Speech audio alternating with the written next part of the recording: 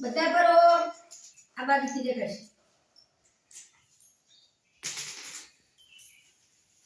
પછી એના કલર પૂછવાના. હા તમારે કલરની ખબર પડે ને? હે લીલો કલર, પીળો કલર, લાલ કલર, ધોળો કલર, ધોળો ધોળો ની કહેવાનું સફેદ. શું કહેવાનું? સફેદ. સફેદ. હા બધા કરો. આવું બનાવી દો ગોળ મતલબ આવું ગોળ ગોળ બનાવી દો બધા ફરવાઈ. ચલો આગળ બે બનાવવાનું કીધું. આવું ના બનાવો.